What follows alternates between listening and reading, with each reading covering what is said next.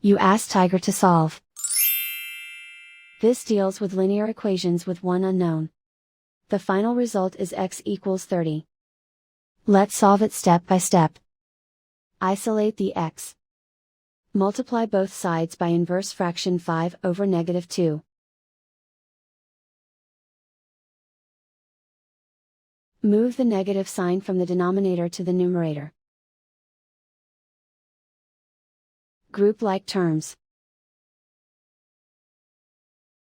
Multiply the coefficients. Simplify the arithmetic.